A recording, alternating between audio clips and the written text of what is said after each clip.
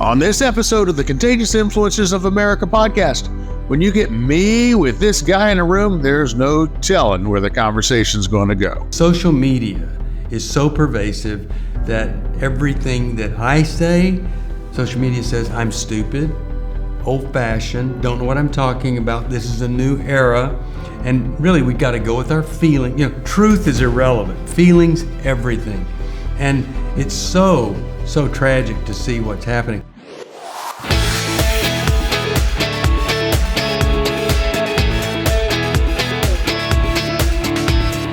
This is CIA, Contagious Influencers of America. I'm David Sams. Today I'm sitting down with Steve Arterburn. He's the founder and chairman of New Life Ministries and the host of the syndicated Christian counseling talk show, New Life Live. He is a best-selling author, has written something like 24 Christian self-help books, and today we're talking about overcoming addiction, second chances, and the Life Recovery Bible. But like I alluded to earlier, we talk about so much more, including some hot-button topics affecting our world today. So stay tuned. But first, I have to let you in on something so very special. You can learn more from Steve Arterburn and so many other influential people in the Christian counseling world at KeepTheFaith.com. The Hope for the Heart channel at Keep the Faith is a gold mine of resources for anyone who feels an aching in their heart to help others. Just head on over to KeepTheFaith.com and click on the Hope Together page, and you will be taken to a channel filled with videos from famous speakers, interviews with guests, and so much more. We're adding new content all the time. There's people like Dr. Josh Straub, James Ward, and so many others. You will feel equipped, encouraged, and empowered. Now, let's get to my interview with Steve Arterburn.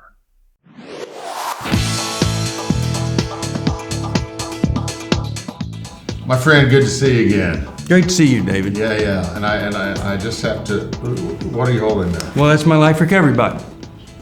Which, of course, is one of the best-selling Bibles of all time. It is. It's really amazing that years ago, 1990... Wait a minute. And it matches the tie. I try to match... Anyway, like you look so good. Yeah, socks too. No, years ago, 1996... I submitted a proposal for a Bible that would actually put recovery back to its roots. The 12 steps of recovery came out of the Bible. Dr. Bob and Bill W., they said we got them from the 1 Corinthians 13, the book of James, and Sermon on the Mount. The good book is what they called it. And so I sent this proposal in. I didn't know it, but my good friend Dave Stoop sent in a proposal at the same time. They had a big meeting, and they agreed they wanted to do a little Bible for drug addicts and alcoholics. They thought they'd sell about 100,000. When the meeting was about to conclude, someone said, well, let's call Dave and tell him that we're going to do his Bible. And half the room said, Dave, I thought we were talking about Steve's. We had submitted the proposal, and half of the people were looking at one and the other, and they said, well, maybe they'll do it together. And we did it together, and I'm telling you, it is the coolest thing. I've done Bible studies in maximum security prison where the guys are wearing the fluorescent orange suits, so if they get away, they can find them easier. They're Bible scholars. I mean, they have so much time. Every note at the bottom that's by a Bible scholar is written by a recovering Bible scholar from a seminary or a Bible college. It's just the coolest thing ever. Over 4 million of these. So what makes this Bible different than any other Bible? Well, it's for a small niche, but the niche is so big. Mm-hmm. I mean, every person in prison either has a drug or alcohol or dependency problem or something, obsessions, compulsions, and this speaks to their heart. And when they see it, they just... they fall in love with it. Bill Moyers, the great journalist? Absolutely. Okay. Yes. His son, Cope Moyers, and he wrote a book, forget the name of it. But anyway, in the book, I was reading this, he said he was in his 13th treatment for cocaine addiction. And this guy, this doctor said, Cope, this needs to be it. And he says, is there anything I could do to help you? And he said, Well, the last program I was in, there was a guy there with a Bible. It was a Life Recovery Bible. Mm-hmm. He said, maybe if you could get me one of those. Wow. And he did. And he says that was the reason that was the last time he was ever in treatment. And he got better. And then he went on the board of Hazelden, which is kind of like the mecca of all drug and alcohol stuff. They've been around so long. Hazelden combined with the Betty Ford Center. And so he's on the board of both. And when he got on the board, he said, we have all this great literature, Hazelden literature and all this. He said, we need to have this Bible. So when he did that, it kind of gave it the good housekeeping seal of approval for people who've been in AA. But imagine this, somebody's recovering, whether they're an atheist or not, and they hear, hey, there's a Bible, that's just for people like you. They want to know what that's about. Mm-hmm. I'll tell you one more story if I could. Absolutely. First time I had this Bible, I got a copy. Tendo sent me my first copy because it came out in 2000. So Chuck Smith, his son, Chuck Smith Jr., had a church down the road from me, and I would fill in for him. So we knew each other. He called me one day and he said, I have a woman in my office. She's a cocaine addict, and she has turned cussing into an art form. You have never heard anyone. And he said, she's in big trouble. And could you see her? I said, okay. So 30 minutes later, she's in my office, and oh my goodness, she did know how to cuss. I mean, really. I wish I'd had a recording. So I talked with her, cocaine addict, suicidal, depressed. It was a mess. Spent time with her, and then I had the only copy. But I opened it up to the book of John, and I said, I don't think I've helped you very much, but I want to give this to you. And if you would just start here and read this. Now, she was connected to church a little bit, or she wouldn't have ever been talking to Chuck Smith Jr. I said, if you just read this, I don't know what God might do, but it might be something spectacular. So she took it. 6 months later, I'm preaching for Chuck Smith again. I'm doing the mic check. Walking down the aisle comes this amazingly put together, polished woman with a Life Recovery Bible that looks like it's been through the washing machine several times. And she got up close, and then I could see who it was. And I said, what in the world happened to you? Here's what she said. She said, I stopped believing the lies of Satan, and I started believing the truth of Jesus Christ in this, and I will never, ever be the same. I'm ministering to other women so they don't ever get in the same kind of trouble that I'm in. So that's the first one of these that I ever had, and I gave it away. And the last one I gave away was the Uber driver taking me to the airport, who is from Korea and a Bible student, and I couldn't bring, so I had to get this new from here. But anyway, David, it's really for everyone, because everybody benefits when you, rather than hide, you open up to somebody. Or rather than just say you're sorry, you actually make amends and try to do the right thing and compensate or whatever.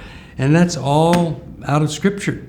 And a lot of people are preaching that AA is of the devil or all this kind of weird stuff. They just don't know what they're talking about. Right. So I mentioned that you have two Bibles in the top 10, so to speak. Yeah. The other is? The other one is Every Man's Bible, and it's just a wonderful Bible. Let me tell you what happened. We did this Bible about, I guess it was 15 years ago, when if you went on an airplane, everybody was reading USA Today. Remember those days when it was just the most popular thing, just everybody. So I said to Tyndale, I want to do a Bible, and I've done 12. And one of them was Bible of the Year, the Spiritual Renewal Bible, which went out of print the following year after it won Bible of the Year. It's kind of a funny thing. But anyway, I said, let's do a Bible for the short attention span of men who love reading USA Today. Right. Factoids, little boxes, graphs, all that stuff. Well, it was the right thing because it has stood the test of time, and men love it. It'll tell you, now if you read this whole thing, it's going to take you this long. Here's the main point of this whole book, all this stuff. And so it's the best-selling men's study Bible. Well, for years I was saying to Tyndall, why don't you do every woman's Bible? And I just don't think that's going to work. It's not the same thing. So finally, I came up with a person that was a great Bible leader on a ministry, and I said, how about we create every woman a leader Bible? They said, yeah, that sounds great. That's more like. So they get through it and approve it and all that. And one day I get a call and they say, we've been thinking about this. How would you feel if we named it Every Woman's Bible? Now, I had been pitching that for like years. Of course. I go, I think that might work. And 135 women of every race, nationality, color, and they're all Bible commentators or scholars from all over the world. And people are saying that have seen what it is, that there's never been anything like it, and there may never be that again. So now we're working on updating every man's Bible to kind of meet this, because it's incredible. What they've done with it is just phenomenal. Well, what you're good at, what you're one of the best at, is putting things into perspective, putting things into an easy to read, like USA Today was back in the day when they actually made a print paper. Right. Remember those? You're great at that, and that's one reason your radio show. How many years have you been doing your radio show? Well, New Life's been in existence. This is our 35th anniversary, and we've been doing radio, I guess, for 20 years. Yeah. When we acquired Menrith Meyer, who had the big show, that we acquired the radio program. And then I put John Townsend and Henry Cloud on with me versus Frank Menrith, Paul Meyer. And those were the days. We were known as the boys in the very beginning. It was very much fun.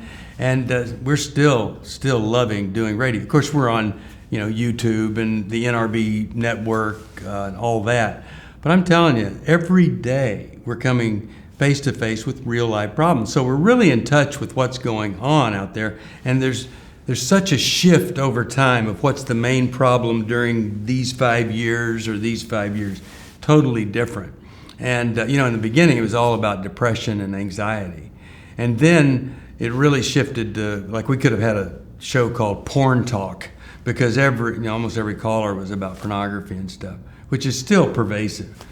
Now, it's so sad how many calls we get about my grandchild just said they want to transition. Really? That's the big topic now? Big topic. And why is that? Just because they hear about it in the media and they're like, and their friends talk about it, and why do people say that all of a sudden they're in that place? Because social media owns our children.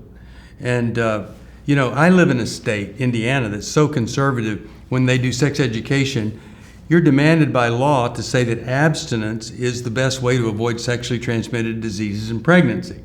So you think, man, conservative state like that, that's wonderful. It doesn't matter, because social media is so pervasive that everything that I say, social media says I'm stupid, old-fashioned, don't know what I'm talking about, this is a new era. And really, we've got to go with our feeling. Truth is irrelevant. Feelings, everything. And it's so tragic to see what's happening. Bill Maher, who's probably the most liberal voice in television, even sees how horrific it is what we're doing to children. He says, when I was young, I felt like I wanted to be a pirate. But fortunately, my parents didn't take me in for leg amputation to get a peg or eye dislodgement so I could wear a patch. He said, I didn't know what I wanted to be. And these kids that are being transitioned, they don't know what they want to be. And then parents are just letting it happen. And I came up with this term called toxic tribal affinity, which there are a lot of people that know how irresponsible, sick, and really abusive it is to transition a young person with this permanent condition. And they don't really know what they're doing. But because they don't want to be the outlier or the outcast, they just go along with their tribe, and they know it's not right. Our pediatrician of 20 years, we were taking one of our kids there, and he told us about this, I guess it was 14-year-old that he's transitioning. We just said, we can't come here anymore. We can't do this. We don't. Was he proud of this? Is this what he's telling you? Well, or he was trying to. Here's rub what it they in, or say. what? Here's the fatal excuse. Well, it's either you transition the child or they're going to commit suicide. That is just not true. There are a lot of things we can do other than, okay, well, you have to be this way, go commit suicide. There's so much help that's available. And so it's one of the big heartbreakers for me to see how social media can infect even the best of homes, and then no one really know what to do about it. My last book I did with Dr. Alice Benton, and it's Understanding and Loving Your Child in a Screen-Saturated World. And we had this research that we found that said parents that just limit social media do worse than the parents that just think it's not that big a deal and don't do anything. You go, well, so what's the answer?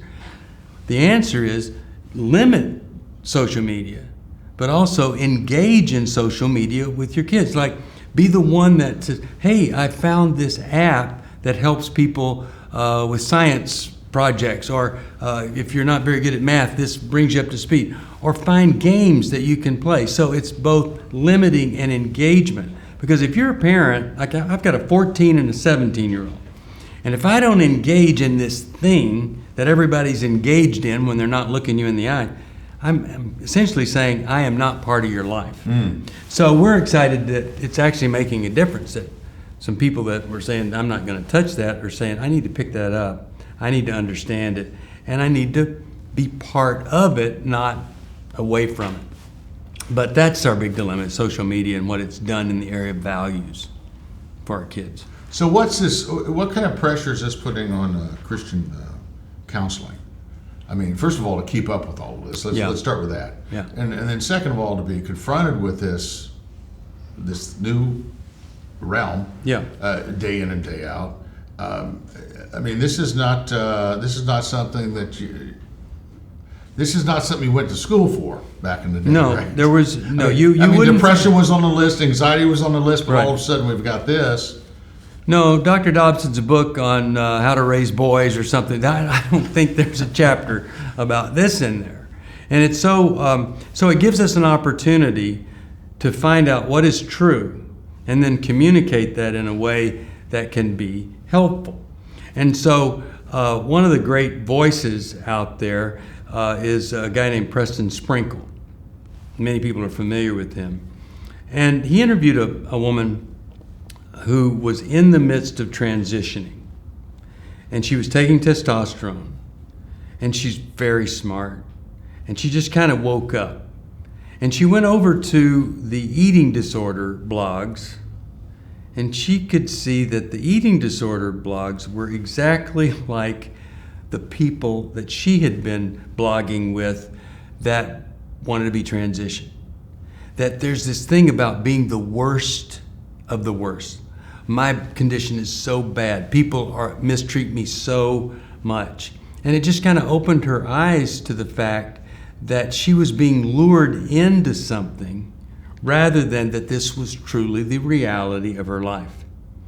And so she quit taking the testosterone, started to do more and more research, and she saw some of these studies. Like one of the studies said that 90% of the people that transition are happy after they have this gender transition. Well, that study was done by people coming to the clinic that had done the surgery. Now, if you're still coming to the clinic that did the surgery, then you're probably pleased with what happened there. But what about all the people that aren't coming back there because they don't ever want to go there again? And so the statistics continue to rise because people are raising their hands saying, worst mistake I ever made.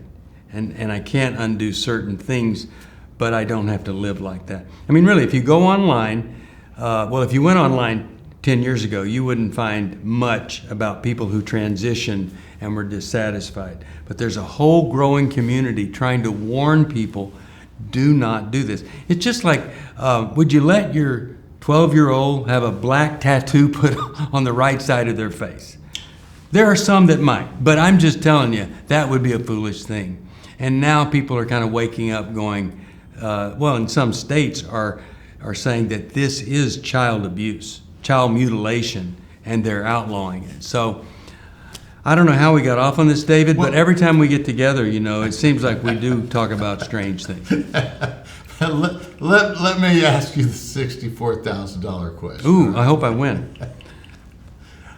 Are there instances where transitioning makes sense for somebody? I'm not talking about a 5-year-old. No, I know what you're talking about. Well, there are situations where the genitalia aren't exactly formed fully or properly. There are birth defects. And sometimes a physician will declare, oh, this is a boy, but it isn't a boy, it's a girl. So you could say in those situations, absolutely, we need to do whatever we can. And there are people that are truly, truly struggling with body dysphoria versus getting on the body dysphoria bandwagon. Because body dysphoria is a pretty common thing. I had it all my life. I was overweight, you know that. And so are you saying I know that for a reason? No, we did a little project together. So where are the voices saying, hey, let's talk about how can we accept the body we have versus, oh, well, this must mean so many other things. So yes, there are some situations, and I hurt for all of these folks that are confused and don't have a voice that could lead them in the right direction. It's really a horrible, horrible thing. And, there's one thing to get caught up in something. There's another thing. I have a friend whose daughter, from the time she's out of the womb, she wanted to play with knives and guns and snakes. And, so there are all sorts of things on this, you could say, the bell curve. But what I'm talking about is this massive group of people who have gotten caught up in a trend, and the trend leads them to make some very permanent decisions that can affect them the rest of their life. So, yeah, good question though. It is a $64,000. How'd I do? I'll give you your $10. Okay. Here's the thing that I run into, and that is, you start thinking about how the world has changed over the period of time. Yeah. 105 or 6, 7 years ago, whatever, women didn't have the right to vote. So were there a bunch of, old white guys standing in front of the church going, the country's going downhill because now we're giving these women the right to vote? I remember being in church 50 years ago where interracial marriage was a no. Yeah, right. It's like, oh man, it goes against God's word. Well, you might be saying that some churches and some practices were actually pretty evil. True. Yeah. But that doesn't mean that they were practicing what God was saying. There was a slave Bible where Thomas Jefferson took out the book of Exodus. Anything that talked about freedom was removed from the Bible and given to the slaves on the plantation. Wow. How evil is that? Wow. So I would never argue that, the church has just really always been in good shape teaching the truth. The church has really gotten confused about a lot of things. The Southern Baptist, I'm a Southern Baptist, based on the desire to not have somebody tell them they needed to get rid of slaves. That's horrible. I'm not saying that. We're still going through that women pastor thing. We just went through the Saddleback thing, the Rick Warren's church. A little bit different, though, because that issue is an issue that some people are going to go through, and nobody has the right answer. It's confusing. But these other issues, as we look back, are so very clear. So clear. It's not, to sell a person, and to not see them as a person in the 1800s. Horrible. But to still just carry that over into 20 years ago? Yeah. 30 years ago? The impact is incredible. So I wrote a book called Toxic Faith. So I have tried to look at the poison that the churches, certain churches do, while honoring the great churches that have not been poisoned and are really trying to, what I call, teach the true truth, the way God intended it. But there are a lot of things that are not very confusing about the Bible. And the reason I bring this up is because, I'm always trying to figure out, first of all, I really feel that one of the issues that we have is that we've lost the art of compromise in this country. It's your way or the highway. It's very tribal. I'm an Ohio State fan. Yeah. I hate Michigan during the month of November. Right. Well, actually, I don't like Michigan ever. Right. But during the month of November, I won't even use the M word. It's like, but Yeah. I know that sounds crazy, but Right. we are. The bottom line is that we've become a very tribal. It's my news network versus your news network. And when can we get back to the days of when Reagan would sit down with Tip O'Neill and have a cocktail at 6:00, as opposed to "I hate you, I'm never talking to you"? And it just seems like we get caught up as Christians into we get put in a box. There's never a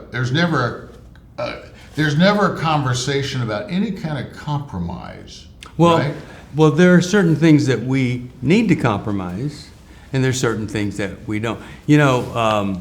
Oprah, which you have on your little resume thing. Right. I was on Oprah 3 times. Now, a lot of people, as Christians, might go 1 time, but I got asked back. And the reason I got asked back is the first time I was on, she said to her producers, he said more in 60 seconds than these other people did in the hour. Right. I was just kind of the normal Christian there. So you do have these extreme Christians that are not doing a very good job of representing Christ. Mm-hmm. But there are certain things that are not confusing, and we really need to understand what's the fatal lie or distortion that keeps people confused about them. Mm-hmm. For instance, I was talking to a lady the other day, and I told her that I had 2 gay brothers. One died from AIDS very early on, moved to Laguna Beach at the same time patient 0, who was a flight attendant that infected the world. And at 33, my brother Jerry died.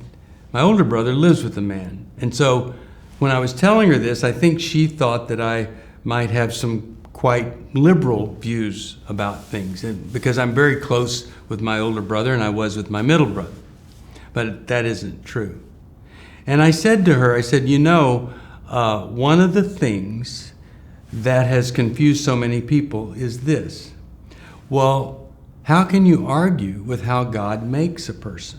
This is the way He's made them. And I said, really?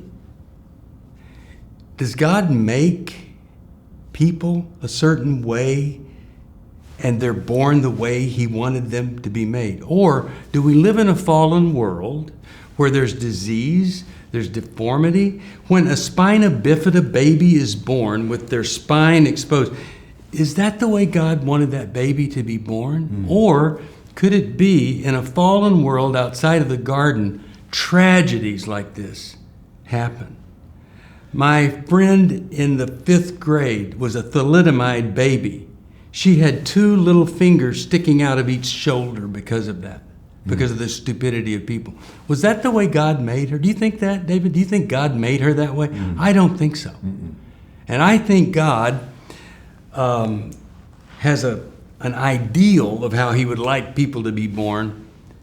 And all of us have proclivities. We have genetic distortions. And then we're in this real world with sick people raising us, all sorts of things. So this thing about, well, this is the way God made me, I don't think so. I don't think that God made a person to want to have sex with children. Do you think that? No. So if that's true, then couldn't it be true that other things that people desire with everything they have could also be part of a fallen world we live in? Now, here's the thing. A lot of people say they love the sinner, hate the sin. But it's not true. They actually hate the sinner and they hate the sin. I was talking to a lady the other day, and she said, you may be the first Christian I've ever met that I actually think you do love gay people, but don't think it's the best for them. Mm-hmm. I said, that is one of the saddest things you could have said. Mm. I mean, really, isn't it? Mm. Because the big headline of the Bible is, but if I have not love, what's it worth? If, whatever you do, if you don't love people, if you don't love that person, what are you doing? So that's why I encourage a lot of people at these conferences we go to quit, because they quit loving people. Do you believe that every sin is the same? I think different sins have different consequences and complications, but sin is sin. It's distance. It distances us from each other and distances us from God. And I think, if I steal a grape out of a grocery store, that is a little bit different than if I kill somebody. So obviously, there's some gravity there, but still, it's, am I moving closer to God or not? And so the grape, still a sin to steal a grape. In fact, I had a person call me and confess that they had stolen a grape out of the grocery store. And I said, Terry, you're a perfectionist, and you have to realize that a lot of people taste grapes to see if they want them. Anyway, so on the one hand, it's sin. And there's not this, like in the conservative community, this whole homosexual thing is the worst thing ever.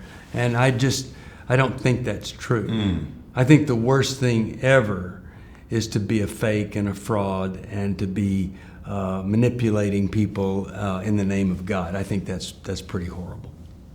Well, the only reason I ask that is because gluttony, for example. I mean, I know a lot of 400-pound pastors. Yeah. And by the way, I got married, so I'm now 40 pounds overweight. You look good, though. But let me tell you something. She lied to me, by the way. She said she couldn't cook. Listen to this. When I lived in California, Rick Warren at Saddleback would call me on a Friday or sometimes Saturday morning and say, Steve, I'm sick, can you fill in for me? Hmm. And the reason that he asked me, he told me this, the reason I asked you to fill in, it wasn't because I was a great preacher, but it's because he said, I know you're not going to mess up my church. So, I was safe. One time he called me and said, Steve, I'm not sick, but my computer has a virus. And I can't access my sermon. Right. It's true. And so, but he did a series on the 7 deadly sins. And he called me up and he said, Steve, I think you might do better at doing the sermon on gluttony than me. Because, he had struggled with his weight all his life. And I just thought that was such a wonderful place of humility that he would do that. But I think 400-pound pastors talking about every other thing but gluttony, I don't know how people just kind of overlook this thing. Mm-hmm. I was on a plane out of Washington, D.C. with one of those pastors. And I used to be 60 pounds more than I am, and we talked about all of that. And one of the engines went out on takeoff. And the pilot said... hopefully the pilot didn't say, we're throwing you overboard, you're overweight, Steve. No, he said there was this 400-pound pastor in first class up there, and he said, brace for landing, because they were going to turn around. They didn't know the other engine could go out. And so this 400-pound pastor, everybody's supposed to put their head down, and so here's what he was able to do. That's about as far as he could get. Now, at some point you have to say, okay, I've got to do something about this. Your body's the temple of God. But a lot of times people treat it like a fraternity house, and there's nothing temple-y about the way they treat it. So I do think it is, there's so many things about the pastorate that put them under so much stress and strain, and if you tell anybody you got a problem, you're out the door and all that stuff. In fact, we're doing a new initiative to do something. New Hope for the Church is our new initiative, where we're trying, the New Hope for the Church is hope for the pastors, getting pastors to take care of their problems so that they don't infect other people. Since I wrote Toxic Faith, I frequently get calls from churches that get in trouble. And when they get in trouble, the pastor's in trouble. And so there's kind of a typical scenario is the salvation of the church elders try to manipulate and save the situation, and then 2 or 3 years later it blows up even worse than it would have if they had dealt with it in the beginning. But I hate the hypocrisy, and I've been that myself, so I know what that feels like. And it's really sad when, I was just speaking about this, when somebody's got 7 steps to church growth and they help a really sick person grow their church and influence more people in a sick way. Why didn't you find out that you were helping a person expand the disease, Right.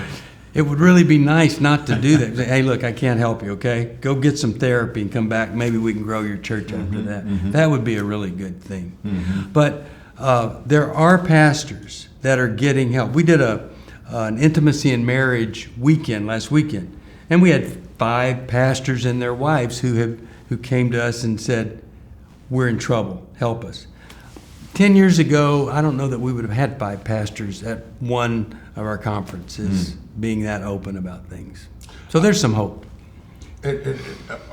What are some of the changes you've seen post-pandemic in the church, in the phone calls that you get, in regards to people pivoting? Yeah, I think there are people that, like me, we're ready for some precedented times, because these unprecedented times have really taken a toll. And a lot of people don't recognize that they have been impacted by a very fast change in our culture, from business as usual, connections as usual, to disconnection, isolation, and really kind of enhancing or augmenting whatever problem that was there to begin with. So we're seeing a lot of people withdrawing and just saying it's not worth it. They don't even know why. Well, they're kind of depressed, see? So they've lost their edge to go and overcome and conquer and do great things. So they're just sitting there miserable with their miserable spouse, not really motivated or inspired to do something better. So that's really a big thing. It's taken a lot out of people. If you're going to church once a week, well, the statistics are pretty amazing what that does for you. Just getting in the car, hating church, going there is better than staying at home. And so a lot of people aren't doing that even after COVID, and they don't know that they're missing something. The other thing is, in our younger people, they really want to belong to something. Big, huge study, a big grant on why don't younger adults go to church. They want to belong to something, but just going to church and hearing some music they don't really want to sing, and then hearing a guy preach and then walk away and get in their car, that's not really belonging. And so there's a movement afoot to how do we get young adults to get engaged in the church and feel like they truly belong, and it's not going to be business as usual to do that.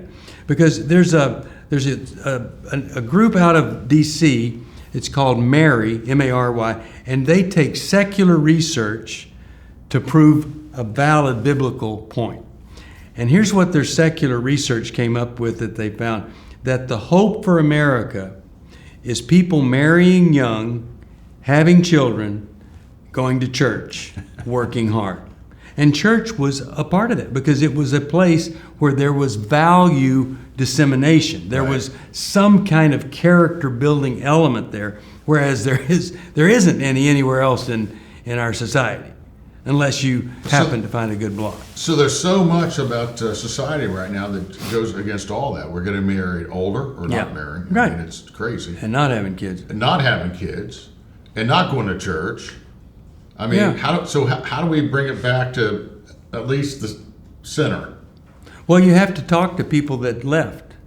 You actually have to care enough about that young group that doesn't ever have much interest in going to church, and to find out what is it that you really need. And it's more than adding fog machines and lights now. Absolutely. I mean, that worked 20 years ago. And, David, it isn't softening our position on the hard issues. Those churches are failing more than the churches. You know, like I was teaching pastor at one time. We were the third fastest growing church, and then we ended up being in the top 10 biggest churches. And it wasn't because we were being polite. In fact, when I was speaking at a pastor's conference in D.C., I asked the head, I said, okay, so here in D.C., what's the big issue? Well, the pastors don't want to hurt anybody's feelings. So they don't want to run anybody off. So I was able to get up there and tell them about my church that was growing by leaps and bounds, and we were doing series on the hard issues: abortion, whether or not, we were marriage, gay, you name it, we would do it. But we did it in a way where you really did believe we cared a lot more about the people that we were talking about than we did about our point. And that's a huge thing. So how do we get these people back in? We've got to develop some things other than a big old thing on Sunday morning for them to feel like they belong. And so there's some creative ways, there's some new things we can do, but a lot of churches aren't willing to do it. In fact, I could sell a lot of books to churches entitled Easy Church, because that's kind of what they've fallen into. I tend to think that's going to be your next book now. Could be. It could be. But and I have a passion about it because counseling is not the answer for the world. The church is the bride of Christ. That's the answer. And it's broken in so many places. Now, that doesn't discount the fact that, oh man, there's some amazing churches doing great and wonderful things. But if you're sitting in a church and you just heard that your friend went to the pastor and said, my husband hit me, and the pastor said, oh, well, you know what? You just be patient and you keep your kids there and God's going to honor you. If you're hearing that, and that is something that I heard like a month ago, a pastor telling somebody that, versus, hey, if that's happening now, you don't know what's going to happen. Get your kids out of there with you and get safe first. Anyway, if we can get people to wake up to the sick stuff, and then other people that they're not necessarily impacted by the sick stuff, but they still go there hearing about it. And when you go to a church, you're voting, yes, I believe in what's happening here. And you do what you can to change it, but when you can't, you need to find a healthy community that is more what Jesus would want the church to be than what we're seeing in a lot of places. Good stuff. Well, thank you, my friend. We could talk about this forever. We ought to do a whole series of these, actually. Okay. It's no, I'm serious. As Oprah said, having you on, you give us the best content, the best 60 seconds, the best bullet points, the best solutions. So we got to do more of these, really. And we really have an obligation to them because you and I are not afraid to talk about this stuff. No. There are those who are. Yeah. And I appreciate and they want to shove it under the rug and pretend like it doesn't exist. But we've got to have some relevancy, and the way we do that is by talking about it and come up with some answers and solutions, because there's just a lot of people out there that just think we're absolutely crazy. We're the crazies. Yeah. Well, the other thing is you have to spend more than 5 minutes thinking about something. Right. You really need to do the work to come up with the right kind of perspective and truth, because a lot of people are out there thinking they've got the answer, and they haven't done anything but hear somebody say something, right? And then they go, "Oh yeah, I agree with that." Exactly. Well, really, because that person could really be very, very wrong. But what I love about you, David, is that you're always trying to do things with the skills and the contacts you have to make a difference, and you have made a difference. Well, thank you. There are people driving down the highway that listen to some of the things that you do. Their life's never going to be the same. Well, likewise with you well, and your show. It's a great thrill, but don't stop what you're doing. Thank you very much. Yeah, and I'm glad you asked me to be part of it today. Thanks again, Stephen. Always a pleasure to have you with me. Again, for more information on the Hope for the Heart channel, you can find it at KeepTheFaith.com. And be sure to check out contagiousInfluencers.com, where you're going to see all of our episodes that we've done so far. And of course, our radio show website is at KeepTheFaith.com, where we've got all kinds of goodies loaded up for you there. Please do rate and review us. We would really appreciate it, okay? I'm David Sams, and this has been CIA, Contagious Influencers of America, from the producers of Keep the Faith, the #1 faith-based show in all of America. Please do tell your friends about us, and this week, go out there and live that life in living color, because it sure is a heck of a lot more interesting than living it in black and white. I'll see you next time.